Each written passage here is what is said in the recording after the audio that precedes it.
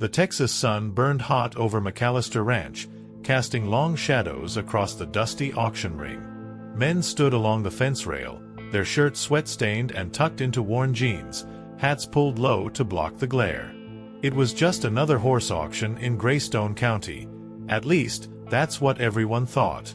But when Lot 39 stepped into the arena, the air seemed to shift. Walter Briggs, 67, stood still as stone near the corner post. He wasn't here to buy. Not really. His days of breaking broncs and chasing rodeo fame were long behind him. What brought him back year after year wasn't the horses, it was the ghosts. The kind that settle in your bones and whisper on the wind.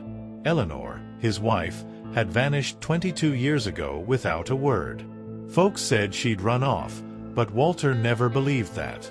Not deep down. Lot 39 was a chestnut stallion, tall and tense, with a sharp blaze on his face and wildness in his eyes. As soon as the handler, young Tommy Ray Jenkins, let go of the rope, the horse began to dig. At first, the cowboys thought it was nerves. But then the digging intensified.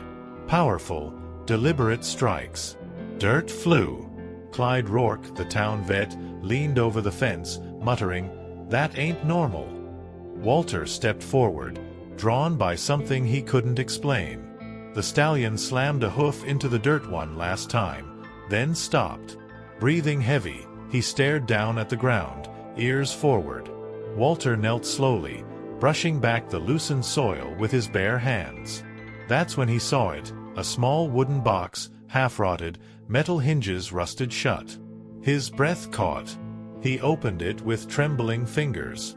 Inside was a silver locket, the letter E etched into its surface. Folded beneath it was a letter, yellowed with time. Walter stared. Frozen.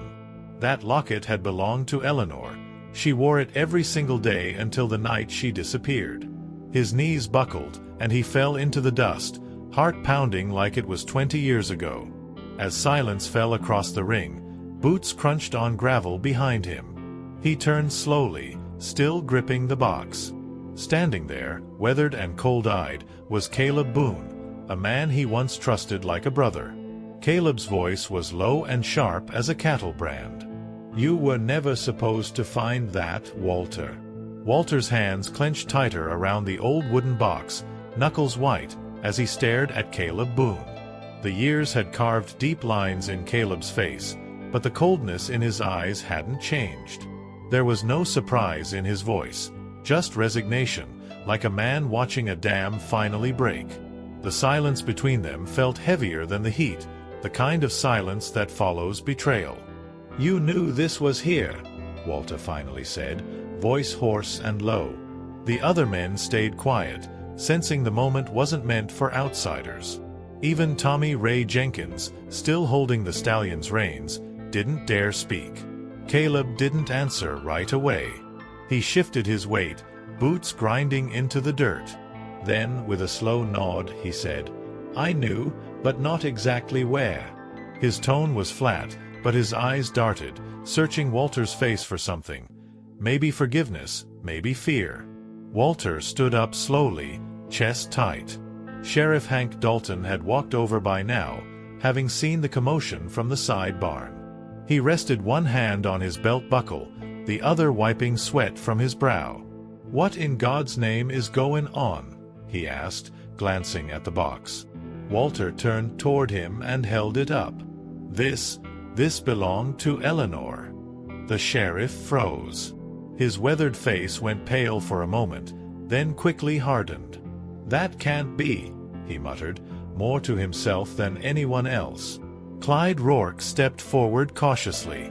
"You sure it's hers, Walter?" Walter didn't answer. He just opened the locket with his thumb. Inside was a faded photograph, a much younger Eleanor holding baby Emma, smiling in the sunlight outside the old barn. There was no doubt now. The past hadn't just returned. It had risen from the ground. Sheriff Dalton looked visibly shaken, adjusting his hat as if it might steady him. "I thought we buried all this a long time ago," he whispered. But it wasn't the locket that haunted Walter now. It was the letter. Still folded. Still sealed. His fingers hovered over it, too afraid to know what it held. Behind him, Caleb exhaled hard and said, "If you read that, everything changes. For you. For Emma. For this whole damn town." Walter looked up at him, eyes narrow. "Then maybe it's time." Off to the side, young Tommy Ray loosened the stallion's reins. The horse, strangely calm now, turned its head and watched Walter, like it knew exactly what had been set in motion. And maybe it did. Walter didn't open the letter at the auction. He couldn't. Not with all those eyes on him. Not with Caleb Boone standing 10 feet away. Instead, he tucked it back into the box, closed the lid slowly, and walked off the ring without a word. Sheriff Hank Dalton called after him, but Walter didn't stop. His boots thudded against the dusty ground, heavy with a purpose he hadn't felt in years. Back at the truck, the silence was deafening. The air smelled of sweat, dry hay, and secrets older than most of the horses there. Walter placed the box carefully on the passenger seat, like it was fragile or sacred. His hands were still shaking. He looked down at the locket one more time before pulling the truck door shut. For the first time in 2 decades, he wasn't sure if he really wanted answers. That evening, the sun dipped behind the hills of Greystone County, painting the fields in gold. Walter's ranch stood quiet and still, just as he'd left it that morning. But now, it felt different, like the land itself had shifted. Inside his kitchen, he poured a glass of bourbon with a shaky hand and sat at the table staring at the box. Dust motes danced in the light. The only sound was the ticking of an old wall clock Eleanor had picked out 30 years ago. He stared at the letter for what felt like hours. The envelope was yellowed and brittle. The handwriting on the front was unmistakable, Eleanor's. Elegant cursive, neat and strong. She had written it. But when? Before she vanished? After? The thought made his chest tighten. What kind of woman writes a letter and buries it like a time capsule under a horse auction ring? Unless she was trying to hide it from someone. Walter finally peeled it open. The paper crackled softly as he unfolded it. But before he could read a single word, headlights lit up the front window. A truck was pulling up the long gravel drive. He stood quickly, instinct buzzing in his spine. Visitors weren't common out here, especially not after dark. Through the glass, he saw a familiar outline step out of the truck. It was Emma, his daughter. He hadn't seen her in almost 5 years. And the last time they spoke, she'd slammed a door so hard the frame cracked. Now she was back, and somehow, Walter knew, it wasn't just coincidence. Walter opened the front door before Emma could knock. She stood there in jeans and boots, her auburn hair pulled back, eyes just like her mother's, sharp, searching. For a long moment, they didn't speak. The night air between them felt thick, like it carried every word they never said. Then she finally broke the silence. "I heard what happened at the auction." Her voice was calm, but guarded. He stepped aside to let her in, and she hesitated, just for a second, before crossing the threshold. It had been 5 years since she'd last been inside this house. Nothing had changed. Same faded photographs on the wall. Same chipped coffee mugs in the cabinet. Same silence between them. "Tommy Ray called me," she said, settling at the kitchen table. "Said you found Mom's locket." Walter nodded, saying nothing. He poured her a glass of water, but she didn't touch it. Instead, her eyes drifted toward the small wooden box still sitting on the table. "Is that it?" she asked. He followed her gaze. "Yeah. And there's a letter. She wrote it." Emma leaned forward slightly, her expression tightening. "Did you read it?" Walter shook his head. "Was about to. Then you showed up." Emma stood and walked over to the box. She stared at it for a long time, not touching it, as if afraid it might burn her. "You think she buried it?" she asked quietly. Walter took a deep breath. "I don't know. But Caleb Boone knew it was there. He was at the auction." Emma turned sharply toward him. "Caleb? You let that man near you?"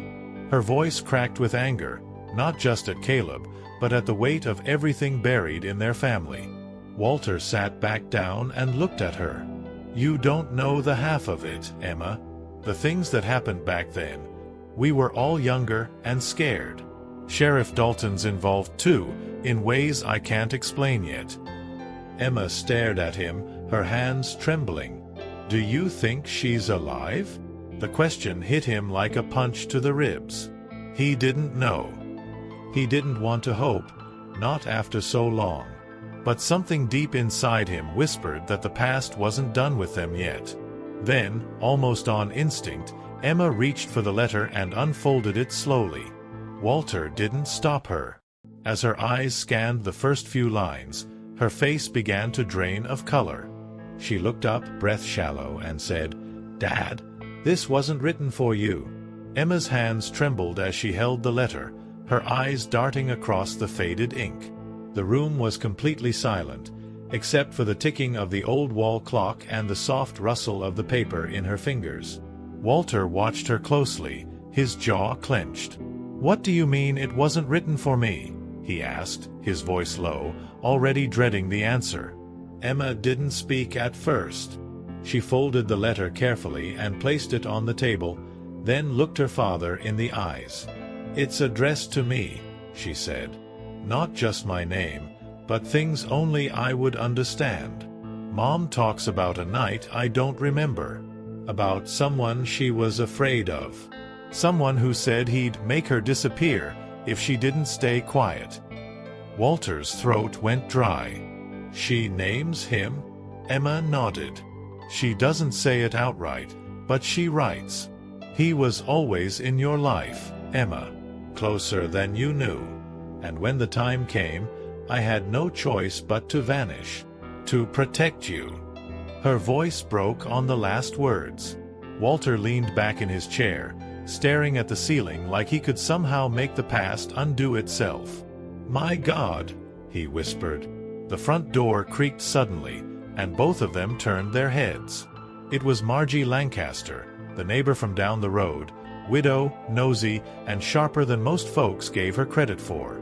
She stepped into the kitchen without invitation, something she'd done for decades.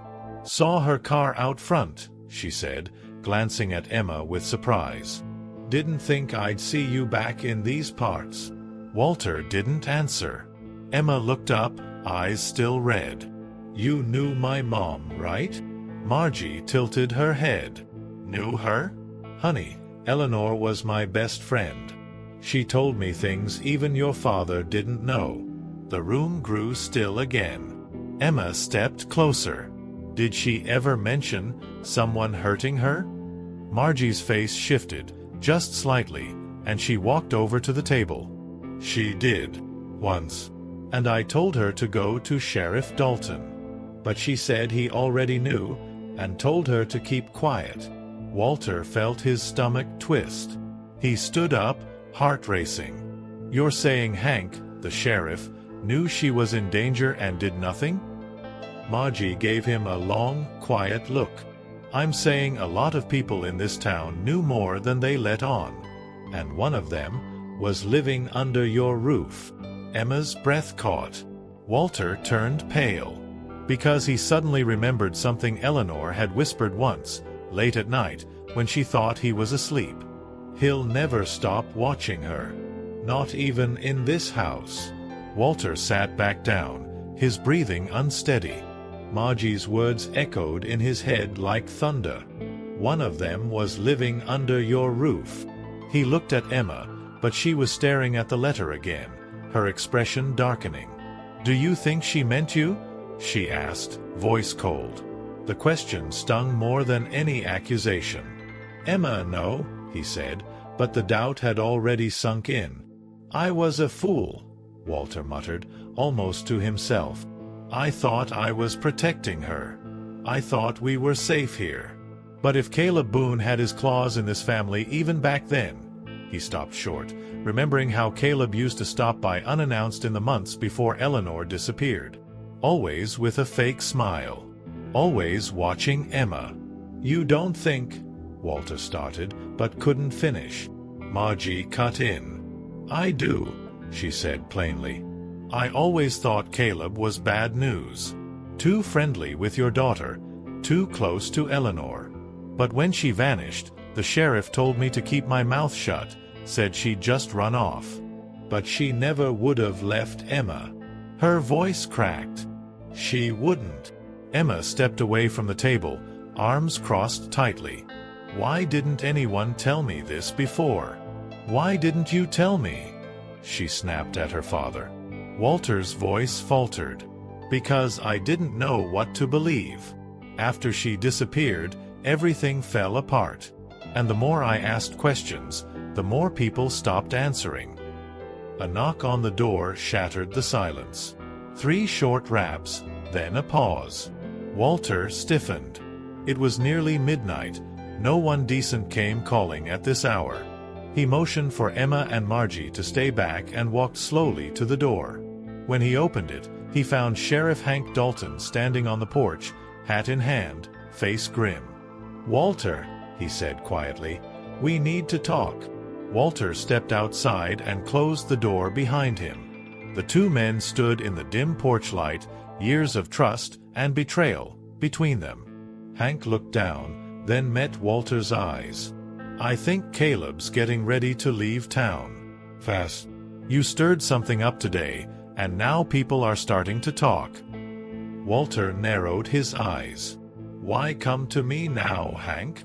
After all these years?" Hank looked haunted. "Because I should have done something back then. But I didn't. And if I don't help you now, I'll carry that weight to my grave." Inside the house, Emma pressed her ear to the door, and for the first time, she wasn't sure which man she should be afraid of more. Sheriff Hank Dalton's words stayed with Walter long after the porch light flickered out. "I should have done something." It haunted him, not because Hank had failed, but because he had too. Inside, Emma sat at the table again, the letter still open in front of her. Her face was distant now, eyes unfocused. "How do we find out what really happened?" she asked. "If Caleb's leaving town, we don't have much time."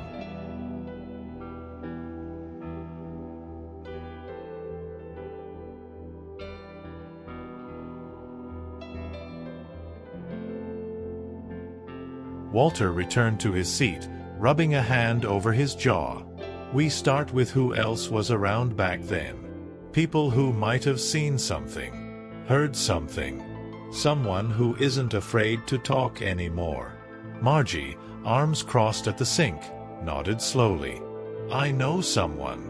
Silas Darnell. He was working construction over at the feed store the week Eleanor disappeared. He was drinking hard back then, but he saw things. Swore to me once that he saw Caleb in the woods behind your house. But no one believed him." The name hit Walter like a cold wind. Silas had always been a wreck, half lost in his own mind, full of rumors no one wanted to hear. But if he had seen Caleb near the Briggs property that night, it could be the missing piece. "Where is he now?" Walter asked. Margie looked down. "Living in a trailer behind the old hardware shop. Doesn't talk to many folks these days. But for Eleanor's sake, I bet he'd talk to you."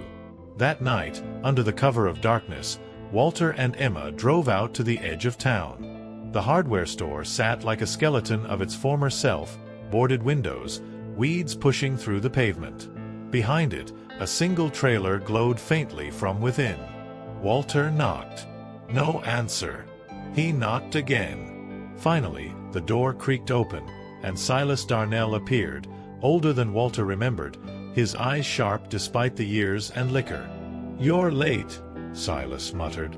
"Took you 20 years." Walter stepped closer. "We need to know the truth. About Caleb. About the night Eleanor vanished." Silas stared at them both, then stepped aside, letting them in. The inside smelled of old tobacco and oil. Emma stood quietly near the door while Walter sat across from Silas. "You saw him, didn't you?" Walter asked. Silas lit a cigarette with trembling fingers. "I saw him all right. I saw him drag something out of your barn that night. Wrapped in a tarp. I thought it was a deer at first, but it wasn't no deer." He exhaled a long plume of smoke, eyes glassy. "And Sheriff Dalton was right behind him." Silas leaned back in his chair, the glow of his cigarette dimming as he spoke. "I ain't proud of keepin' quiet all these years. But when you see the sheriff of your town helpin' a man roll up a tarp like that, you don't exactly run to the courthouse." His voice was raspy, soaked in guilt and smoke. Walter sat motionless, fists clenched on his knees. Emma's eyes were wide, her breathing shallow. "You're saying you saw both of them?" she asked, stepping forward. Silas nodded slowly. "Yep. Caleb did the draggin'." Sheriff Dalton stayed by the truck, looking around like a man waiting for lightning. "I figured if they were hiding something, it wasn't meant to be found." He looked at Walter, then added, "I always wondered what was in that tarp, but I didn't want to know bad enough to end up in one myself." Walter rubbed his face with both hands. It was all unraveling, not just the story he'd told himself for decades, but the very foundation of trust he'd built with the people around him. "They said Eleanor ran," he whispered. "They said she left us. And I believed them. God help me, I believed them." Emma put a hand on his shoulder, gently. "You believed because they wanted you to. Because they needed you quiet." Silas reached under his couch cushion and pulled out a faded Polaroid photo. "I kept this in case I ever needed to prove what I saw." He handed it to Walter. The image was grainy, but clear enough, a pickup truck behind the Briggs barn. Two figures, one unmistakably Caleb, the other with a badge on his hip. And something, long and covered, in the truck bed. Walter stared at it, his heart sinking like a stone in cold water. Back at the ranch later that night, Walter sat alone in the barn, holding the photo. The smell of horses and hay brought memories flooding back. Eleanor laughing, Emma riding bareback, warm summer evenings before everything went dark. He looked over at the stall where the chestnut horse stood quietly. The same horse that had dug up the truth. He walked over and placed a hand on the animal's neck. "You knew," he whispered. "Somehow, you knew." Outside, headlights approached in the distance. Slow, deliberate. Walter stepped into the doorway, narrowing his eyes. Emma came up behind him. "That's not Hank," she said quietly. Walter didn't answer. He already knew. It was Caleb Boone. The truck came to a slow stop in the gravel drive, its headlights casting long shadows across the barn. Caleb Boone stepped out, calm as ever, his boots crunching against the stones. He wore the same weathered hat, the same cold expression, like a man who'd never feared consequences. Walter stood still at the barn entrance, jaw tight, heart hammering in his chest. Emma was just behind him, fists clenched. "Evenin', Walter," Caleb said, voice steady like nothing had changed in 20 years. "Heard you've been diggin' up ghosts." He gave a thin smile and took a few slow steps forward. Walter didn't speak. He held the photo Silas had given him in one hand, the other clenched at his side. Caleb glanced toward Emma. "You're all grown up," he said, softer now. "She'd be proud." "Don't you dare speak her name," Emma snapped. Her voice cracked like a whip through the silence. "We know what you did. We know about the tarp, the truck, the letter, everything." Caleb's eyes narrowed. The mask was slipping. "That letter was never meant to be found," he muttered. "And that horse, damn thing, was supposed to be put down last year." Walter took a step forward, holding out the photo. You thought you could bury it all. Her, the truth, your sins. But the earth has a way of spitting out what doesn't belong. Caleb's face twitched. You don't understand, Walter. She was going to destroy everything. The sheriff, the town. You too, if she had to. Walter's hands trembled. She was my wife. Caleb laughed bitterly. She was trouble. Always digging, asking questions. That letter? That wasn't her first. She tried to run to the papers. To the church. Hell, she even came to me. Said I had a choice. Turn myself in or she'd expose it all. Emma stepped beside her father. Expose what? Caleb looked at her, the tension in his jaw hardening. The land deal. The money. The bribes your daddy never knew about. Your mama was brave, but too brave for her own good. The barn light flickered. The chestnut stallion shifted in his stall, restless. Caleb reached into his coat, slow, deliberate. Walter's voice broke the silence. Don't. But Caleb kept reaching. And in that moment, years of silence, betrayal, guilt, and fear collided in the still night air. Then came a sound, sharp, metallic, from behind. A shotgun being cocked. The click of the shotgun echoed like thunder in the still night. Caleb froze. From the shadows behind him, Sheriff Hank Dalton stepped into the light, holding the old Remington like it was the weight of his own conscience. His face was pale, lips tight, hands steady, for now. Put your hand down, Caleb, he said quietly. It's over. Caleb turned, slow and bitter, eyes burning with fury. You of all people, he spat. After everything we did to keep this quiet, you think turning me in saves your soul? Hank didn't flinch. No, he answered. But maybe it stops me from rotting alive. He glanced at Walter, then Emma. They deserve the truth. All of it. Walter's breath caught, and for the first time, Caleb's confidence cracked. The money was real, Hank continued. We sold off protected land under the table. Eleanor found out. She was going to testify. I let Caleb scare her off, but he went further than I ever imagined. Caleb laughed dryly.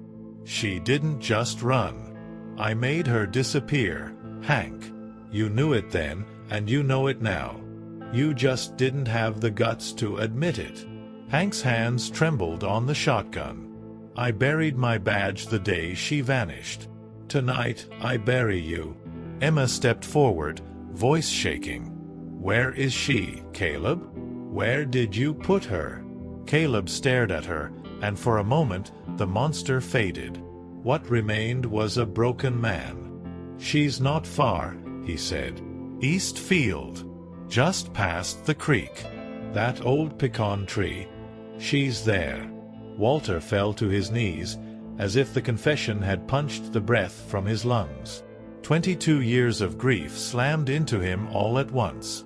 Hank kept the shotgun trained as deputies arrived, summoned earlier by Emma in a quiet call.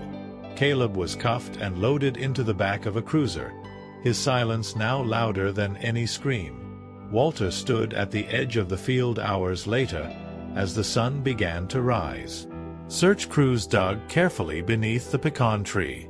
When they uncovered the remains, the locket was still there, the one she always wore. Emma stood beside her father, arms wrapped around his. She tried to save us, she whispered. Walter nodded, tears finally falling. And now, we can finally bring her home. The wind moved gently through the grass, almost like a breath. The chestnut stallion whinnied in the distance, as if sensing the weight had finally lifted. And as the morning light spread across the land, one thing was finally clear. The truth had been buried, but it didn't stay that way.